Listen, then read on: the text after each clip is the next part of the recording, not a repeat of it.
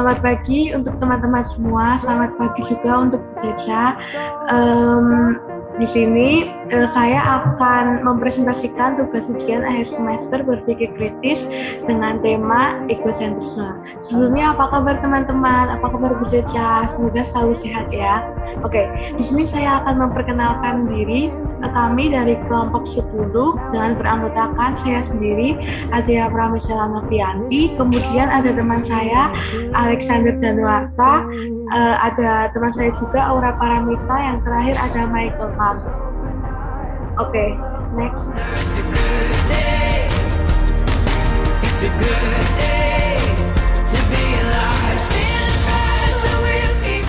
Oke, di sini kami akan mempresentasikan apa sih egosentrisme itu. Seperti yang sudah tertera di slide ini, dijelaskan bahwa pengertian egosentrisme adalah kecenderungan manusia untuk melihat segala sesuatu hanya terkait dengan dirinya. Semua hal terpusat di dirinya sendiri. Jadi, di sini bisa diartikan bahwa seolah-olah dia itu mendewakan dirinya sendiri. Dia merasa dirinya yang paling bagus, yang paling baik di antara yang lainnya. Next.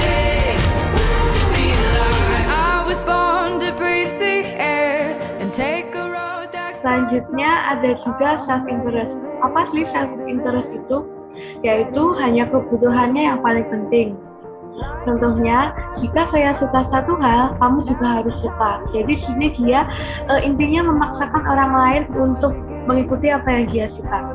Selanjutnya ada maintain its belief. Maintain its belief yaitu hanya mencari pembenaran terhadap pemikirannya sendiri. Dia menolak melihat sudut pandang pihak lain. Contohnya, saya sudah benar dan adil jika kamu harus setuju dengan saya. Jadi, dia itu merasa keputusan dan pendapat yang dia buat itu sudah benar. Next. Oke, selanjutnya kita masuk ke dalam jenis-jenis egosentrisme dalam berpikir. Jenis-jenis egosentrisme dalam berpikir meliputi yang pertama, ada egosentrisme ingatan. Apa sih egosentrisme ingatan itu? Egosentrisme ingatan yaitu hanya berpikir mengenai segala sesuatu yang mendukung pemikiran kita. Selanjutnya ada egosentrisme pandangan. Egosentrisme pandangan yaitu kecenderungan membenarkan sesuatu yang dilihat melalui suatu perspektif yang sempit.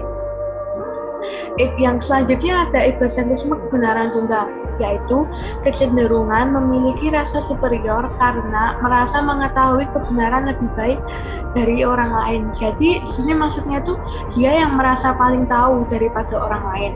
Selanjutnya ada egosentrisme oversimplifikasi. Apa sih egosentrisme oversimplifikasi itu? Yaitu kecenderungan untuk mengabaikan kompleksitas masalah yang sebenarnya. Jadi dia selalu memandang remeh terhadap suatu masalah. Selanjutnya ada egosentrisme hipokrit, yaitu kecenderungan untuk mengabaikan inkonsistensi dalam diri, menerapkan standar ganda. Dan yang terakhir ada egosentrisme imediasi, yaitu kecenderungan untuk menggeneralisasi perasaan dan pengalaman saat menjadi kebenaran hidup. Untuk slide selanjutnya akan dilanjutkan oleh teman saya Aura. Silakan. Terima kasih Adea atas kesempatannya. Jadi saya akan menjelaskan tentang slide berikutnya, yaitu contoh egosentrisme yang mempengaruhi elemen berpikir kritis. Nah, yang pertama adalah memilih lokasi bertemu yang paling dekat dari rumah tanpa mempertimbangkan lokasi tempat tinggal teman yang lain. Itu termasuk dalam kecurangan dalam tujuan. Nah, kenapa sih itu termasuk kecurangan dalam tujuan? Nah, orang egois akan memilih tempat yang paling menguntungkan buat dia, yang paling dekat dengan dia, dengan tempat tujuannya, tanpa memikirkan orang lain. Nah, itu termasuk egosentrisme terhadap teman-temannya juga. Nah, yang kedua adalah memberikan data terkait kelebihan dari gadget yang diinginkan tanpa menunjukkan kekurangan. Itu termasuk kecurangan dalam informasi. Nah, maksud egosentrisme di sini, dia hanya memberikan hal-hal yang baik atau data-data kelebihan gadget saja. Nanti waktu customer membeli gadget tersebut, nah ternyata di dalam gadget tersebut banyak kekurangannya yang tidak disebutkan oleh penjualnya. Nah, itu juga termasuk kecurangan tentang informasi. Selanjutnya ada Cara mengatasi egosentrisme, yang pertama, membuat penilaian jujur tentang perilaku egosentrisme Anda.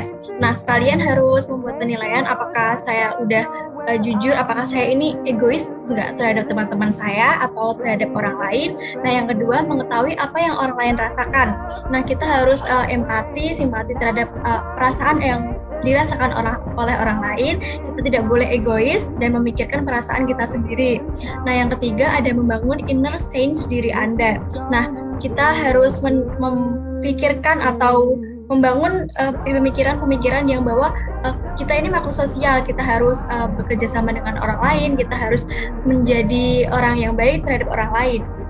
Dan yang keempat ada menghilangkan imajinasi selalu diperhatikan. Nah, yang ini sering terjadi di kalangan anak muda ataupun orang dewasa yang dia harus menjadi bintang di antara yang lain, menjadi artis di antara yang lain. Nah, ini yang menjadikan seseorang itu menjadi egois. Nah, kenapa? Karena dia ingin selalu yang menjadi pertama, selalu menjadi yang lebih di antara yang lain. Jadi, egois akan muncul dari sifat menjadi bintang tersebut. Nah, yang terakhir ada berlatih melawan egosentrisme. Ini sih yang paling berat menurut saya, soalnya egosentrisme harus egosentrisme itu yang melawan tuh diri kita sendiri dan bisa didukung oleh orang lain, tapi yang pertama sekali untuk melawan egosentrisme adalah diri sendiri, karena kita yang bisa mengontrol emosi, kita yang bisa melawan egois dalam diri kita sendiri. Nah, selanjutnya saya akan memberikan kesimpulan dari PowerPoint kali ini. Jadi paparan materi yang telah diberikan oleh saya dan teman saya Adea, egosentrisme memiliki banyak jenis dan dapat mempengaruhi elemen berpikir kritis. Nah, egois merupakan hal yang tidak baik karena perilaku ini ingin menang sendiri dan pengen menjadi seseorang yang paling menjadi bintang dan tidak menghargai satu sama lain, padahal kita kan sebagai makhluk sosial harus menghargai satu sama lain dan harus menerima pendapat orang lain. Nah, maka dari itu hiduplah saling menghargai, toleransi terhadap orang lain, menerima pendapat dan masukan dari orang lain, jangan ingin menang sendiri. Dan yang terakhir, saya mengucapkan terima kasih atas kalian sudah melihat presentasi dari kami, penjelasan dari kami. Jika ada salah kata dan kekurangan, mohon dimaafkan. Tapi sebentar, jangan pergi dahulu ya, soalnya habis ini ada kejutan yang menarik nih, ya kan? Terima kasih. Assalamualaikum warahmatullahi wabarakatuh. Oke teman-teman semua, gimana nih presentasinya tadi? Mudah dipahami kan? Sekarang kalian jadi paham kan apa sih itu egosentrisme? Oke. Tenang. Ada yang ngantuk nih? Oh, tenang. Kita ada sedikit nih cuplikan drama yang masih sama dengan tema egosentrisme. Dengan pemerannya ada Alex sebagai pemeran utama, ada saya sendiri dan Mike sebagai pemeran protagonis, dan ada Aura sebagai pemeran antagonisnya. Oke, sini izinkan saya untuk membacakan sedikit sinopsis dari jalannya drama ini. Oke, di dalam kelas 12 IPS 1 sedang terjadi pemilihan ketua kelas dengan calon kandidatnya. Yang pertama ada Alex dan yang kedua ada Mike. Oke, di sini akan dilaksanakan juga dengan pemaparan visi misi oleh masing-masing kandidatnya. Tanpa berlama-lama lagi, langsung saja kita ke dramanya. Let's go! Halo guys, hari ini tanggal 24 Januari 2022, kita 12 IPS 1 mau ada pemilihan ketua kelas nih. Nah, kita pemilihannya secara online sama voting online ya. Habis ini ada beberapa kandidat yang mencalonkan. Nanti slide selanjutnya dia.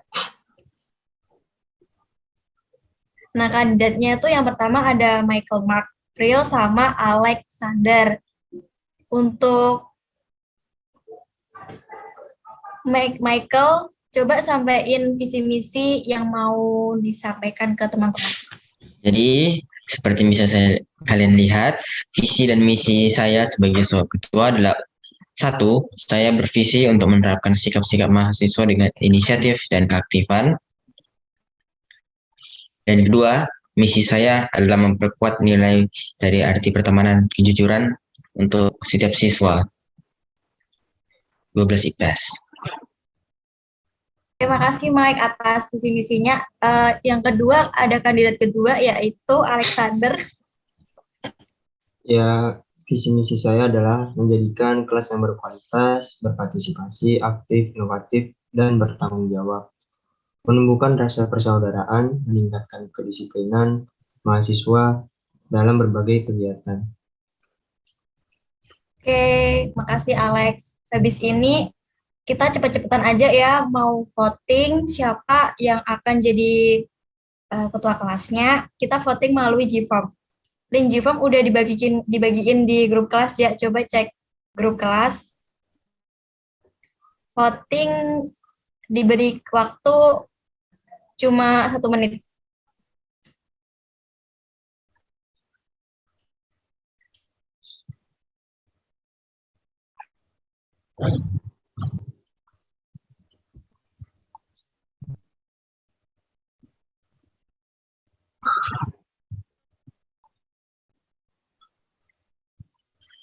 Udah voting belum? Udah kok, Udah. Udah. Oke, aku masukin bentar ya di PPT. Coba slide selanjutnya, Dek. Nah, ini udah ada hasil voting dari kita tadi. Ada 25% memilih Alexander dan 75% siswa memilih Michael Mark. Jadi, bisa dilihat dari diagram ini, yang menjadi ketua kelas adalah Michael. Selamat ya Mike atas terpilihnya jadi ketua kelas. Saran dan pesan dari aku, semoga kamu amanah dan bisa jadi ketua kelas yang baik bagi 12 IPS 1. Beri tepuk tangan dong guys. Selamat ya Mike. Untuk Mike bisa kasih apa gitu pesan kesan waktu terpilih jadi ketua kelas? Ayo Mike, ayo. Kesan saya adalah saya berterima kasih karena telah dipilih sebagai ketua, dan pesan saya adalah semoga kalian menerima saya sebagai ketua dan saya bisa membuat kalian lulus sebagai murid yang lebih teladan. Itu saja. Siap. Makasih Bapak Ketua kelas. Kita lanjut besok ya, soalnya ini udah malam juga kan. Besok kita mau adain keputusan buat itu peraturan-peraturan kelas yang baru. Udah ya guys, udah malam juga. Dadah.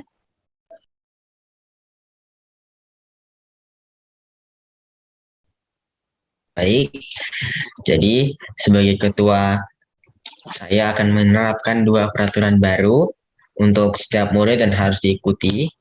Pertama, murid diwajibkan untuk membayar iuran senilai 5.000 per minggu. Jika ada yang keberatan, silakan katakan sekarang juga.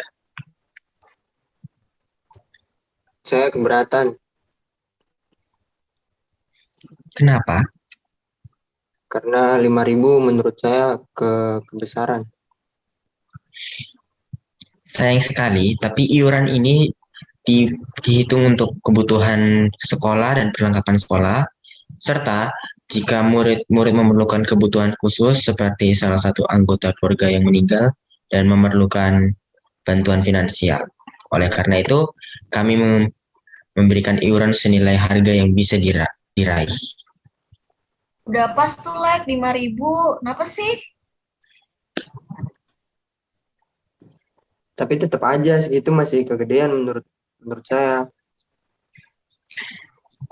Terus kau maunya berapa? Kalau menurut aku 5.000 udah pas. Soalnya kan uang aja. Jadi berapa? 2.000 apa 1.000 gitu. Ya kurang Alex buat beli peralatan. 1.000 dapat apa? Belum juga ngeprint nanti kalau ada tugas dari guru. Ya gimana, gue juga punya kebutuhan lain sih selain untuk uang kas.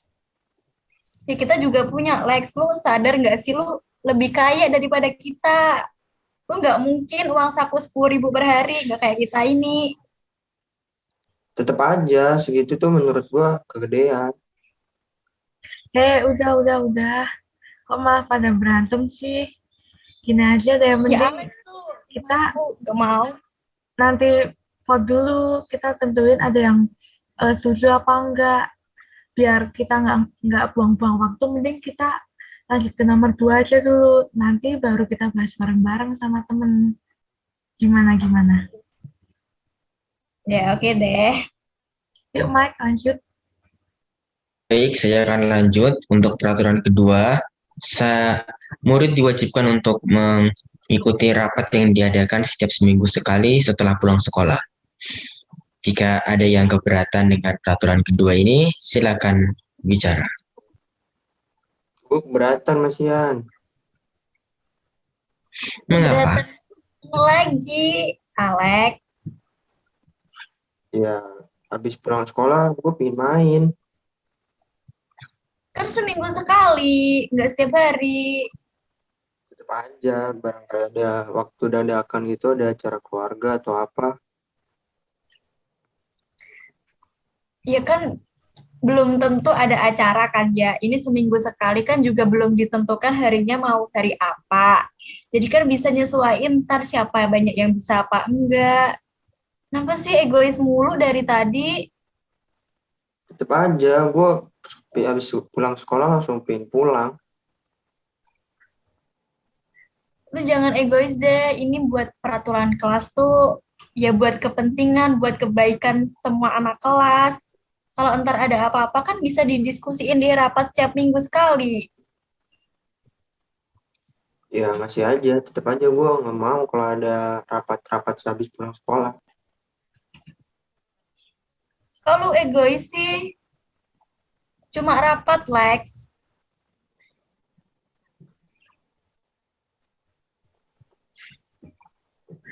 Udah. Kok malah jadi berantem gini sih?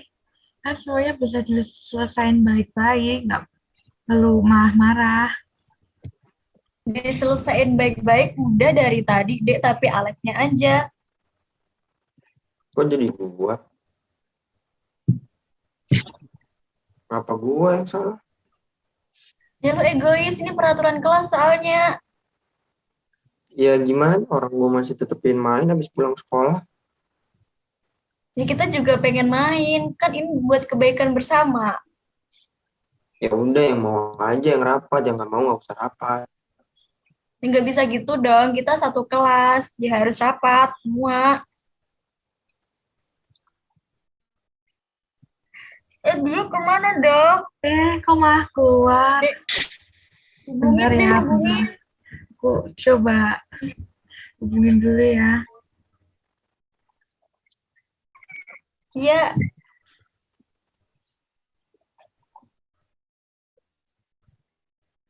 gimana? Bentar. Aduh, nggak dijawab nih. Bentar ya. Coba telepon-telepon. Aduh, padahal cuma gitu doang, dia marah-marah. Sampai keluar Zoom pula. Ya. Ya Udah nih, SMA bentar. juga masih kayak chill.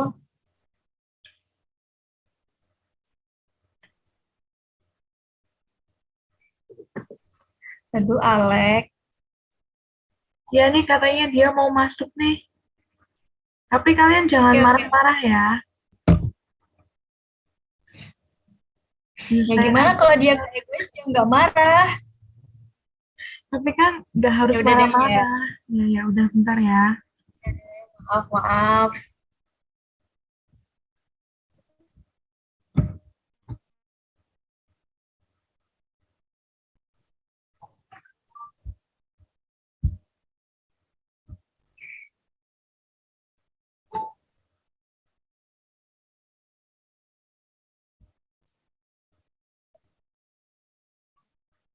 Kok lama sih, Dek?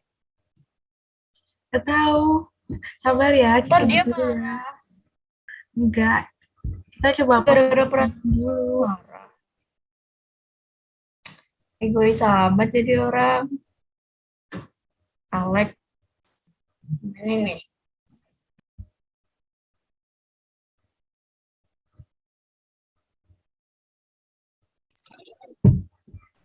Halo.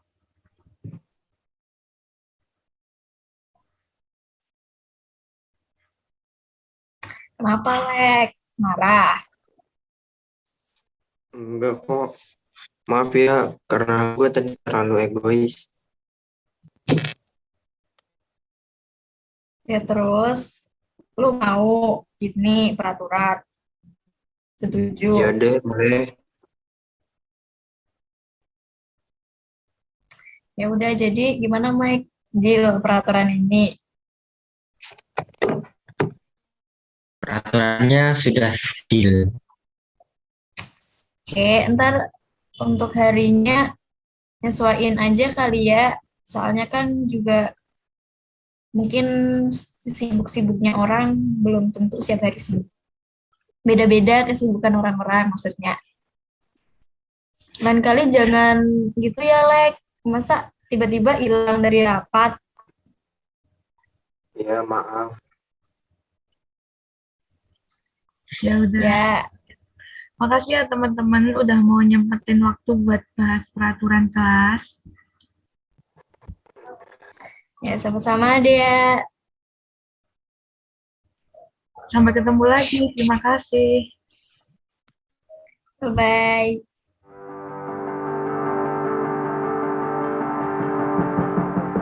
Baik, di sini saya akan memberikan sedikit kesimpulan terkait drama yang telah kami lakukan tadi. Bahwa di drama ada seseorang yang bernama Alexander. Dia tidak mau mendengarkan pendapat orang lain. Dia memiliki sifat egois. Nah, kita sebagai makhluk sosial yang saling membutuhkan satu sama lain, saling bekerja sama satu sama lain, kita harus toleran terhadap pendapat orang lain agar mencapai tujuan bersama. Nah, di situ Alex tidak mau mendengarkan dan dia tetap memilih untuk memilih pendapatnya sendiri untuk mencapai tujuan bersama. Nah, jadi pesan yang dapat kami ambil dari drama tersebut, kita harus menjauhi sifat egosentrisme. Kita harus mendengarkan pendapat orang lain, kita harus menyetujui pendapat orang lain jika pendapat itu benar dan dapat mencapai tujuan kita. Nah, kalau pendapat kita tidak disetujui oleh orang lain atau pendapat kita tidak digunakan, maka kita harus toleransi, kita harus legowo karena pendapat dia atau pendapat dari beberapa orang itu memang bagus untuk mencapai tujuan yang kita inginkan. Terima kasih. Semoga bermanfaat.